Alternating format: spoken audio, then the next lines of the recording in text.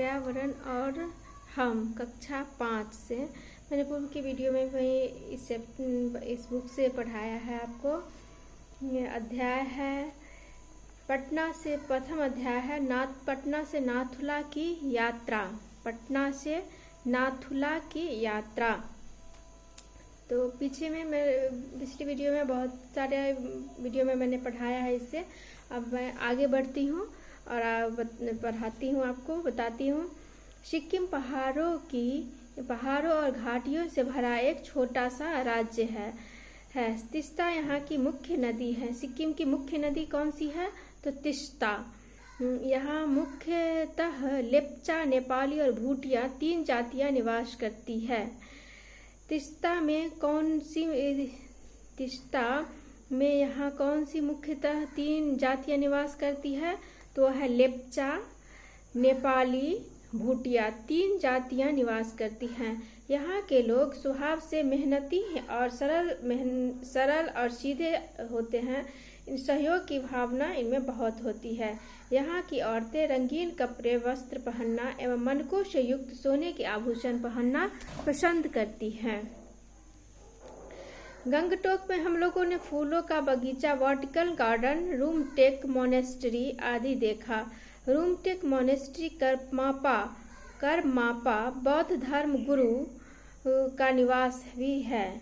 यहाँ बौद्ध धर्म का दर्शनीय स्थल है। बौद्ध धर्म का कौन सा धर्म का यहाँ दर्शनीय स्थल है?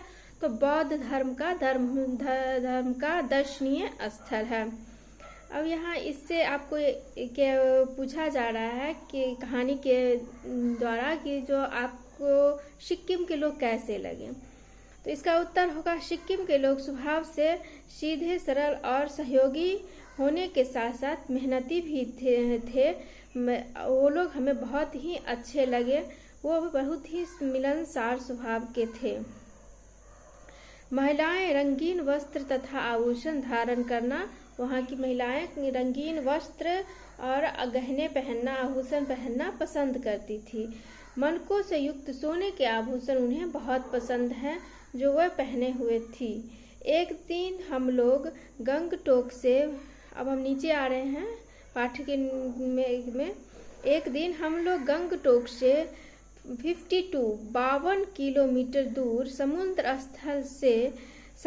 तल से लगभग 14,500 फीट की ऊंचाई पर स्थित नाथुला घूमने गए।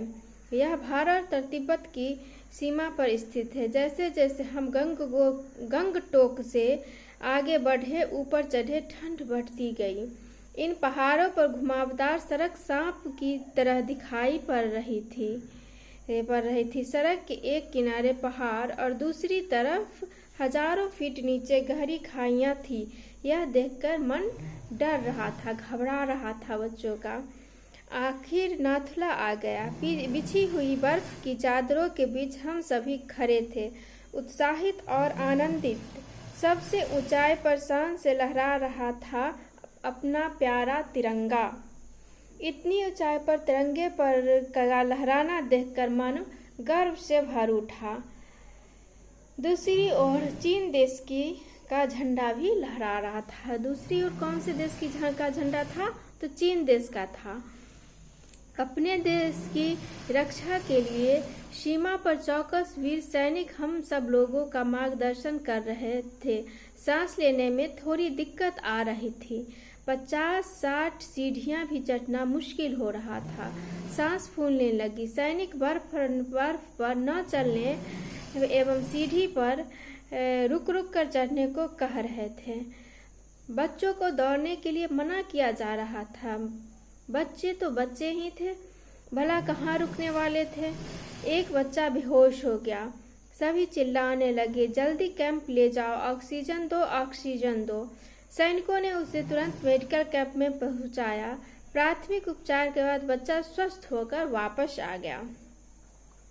अब आपको एक पूछा जा रहा है, यहाँ प्रश्न है, वह बच्चा क्यों बेहोश हो गया था? बर्फ पर दौड़ने से मना किया गया था। इसके बाद ही बच्चे ने वहाँ दौड़ लगाना शुरू कर दिया था। बर्फ पर दौड़ने के कारण बच्चा बेहोश हो गया था। उसे वहाँ पर ऑक्सीजन की कमी हो रही थी। दौड़ने में तो हमें और ऑक्सीजन की आवश्यकता होती है, और बच्चा दौड़ने लगा तो उसे ऑक्सीजन की वहाँ कमी हो गई थी। इसके कारण बच्चा वहाँ पर बेहोश हो गया था। नाथुला का रास्ता प्राचीन काल में सिल्क मार्ग के नाम से जाना जाता था। नाथुला का रास्ता प्राचीन काल में किस नाम से जाना जाता था? तो सिल्क मार्ग के नाम से जाना जाता था।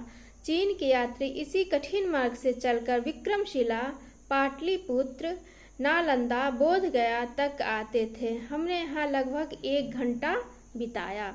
ऊंचे पर्वतीय स्थल अपने प्राकृतिक सौंदर्य, स्वच्छ वातावरण और शांत माहौल से सभी को अपनी ओर आकर्षित करते रहेंगे। ऐसी भावना के साथ हम सभी लोगों ने वापसी की यात्रा शुरू कर दी।